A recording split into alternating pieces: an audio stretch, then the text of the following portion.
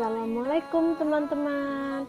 Pada kesempatan kali ini kita akan belajar tentang tafsir surat At-Thaha ayat 124 sampai 127 yang membahas tentang kebahagiaan hakiki. Al-Quran sendiri merupakan pedoman jalan hidup manusia, terutama pemeluk agama Islam, karena di dalamnya terdapat hikmah dan petunjuk bagi siapa saja yang hendak meraih kebahagiaan dunia dan akhirat. Dalam Al-Quran yang telah disebutkan di atas bahwa Al-Quran dijadikan pedoman pegangan hidup sebagai buku undang-undang umat Islam, telah mengatur sedemikian rapinya dalam memberikan solusi, tanggapan, rambu kebahagiaan kepada manusia. Sebagian contoh kecil, Al-Quran telah memberikan konsep keluarga bagaimana caranya meraih kebahagiaan yang hakiki. Yuk langsung aja kita akan mempelajari tentang konsep kebahagiaan yang berintikan untuk meraih anugerah kebahagiaan dengan konsep yang dapat digapai dengan menelusuri penelahan ayat-ayat Al-Quran pada surat At-Thaha ayat 124 sampai 127. Mari kita dengarkan lantunan surat At-Thaha ayat 124 sampai 127. أعوذ بالله من الشيطان الرجيم بسم الله الرحمن الرحيم ومن أعرض عن ذكري فإن له معيشة ضنكا ونحشره يوم القيامة أعمى قال رب لم حشرتني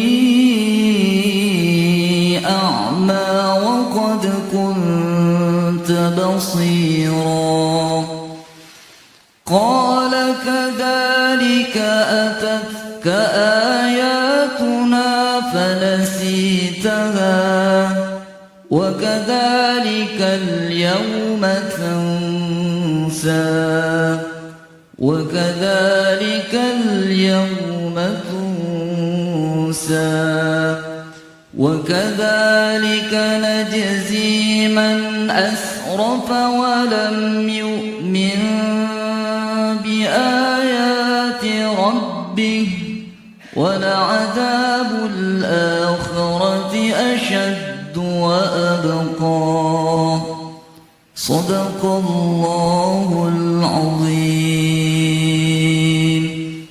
Tafsir Quran Surat At-Thaha ayat 124 sampai 127. Ayat 124 ditafsirkan, hidup di dunia ini sempit, tidak tenang dan tentram karena kesesatannya meskipun keadaan luarnya memperoleh kenikmatan. Ibnu Abbas berkata tentang kehidupan yang sempit, yaitu kesengsaraan. Menurut Abu Sa'id, kehidupan yang sempit adalah sempitkan kuburnya sehingga tulang rusuknya bertabrakan. Tafsir ayat 125. Maksud dari buta dalam terjemahan ayat adalah buta terhadap surga, buta terhadap arah-arah kebaikan dan tidak dapat mengikuti sedikit pun. Ada juga yang mengatakan buta terhadap cara untuk mencegah azab dari dirinya, sebagaimana orang buta yang tidak mempunyai cara terhadap apa yang tidak dapat dilihatnya. Tafsir ayat 126. Allah SWT telah menunjukkan bukti-bukti keesaan dan kekuasaannya, namun orang-orang justru melupakannya dan berpaling dari keesaan Allah. Lalu Allah memberikan azab yang pedih untuk orang-orang yang telah mendustakan Allah, yaitu neraka Jahanam. Tafsir ayat 127. Ayat ini menjelaskan bahwa Allah SWT akan memberikan balasan kepada orang yang berpaling dari Al-Quran, serta dari memperhatikan dan memikirkan ciptaan dan melampaui batas dalam kemaksiatan. Dan Allah juga akan memberi balasan kepada orang-orang yang tidak membenarkan apa yang telah Dia sampaikan, yaitu ayat Al-Quran. Pembalasan di sini lebih berat daripada kehidupan yang sempit dan azab kubur, dan lebih abadi karena tidak akan berhenti dan tidak pula berakhir. Secara psikologis, kebahagiaan adalah kondisi dalam psikologis yang positif dan ditandai oleh tingginya kepuasan terhadap masa lalu. Kebahagiaan memberikan dampak positif dalam segala aspek kehidupan dan akan mengarahkan pada hidup yang lebih baik.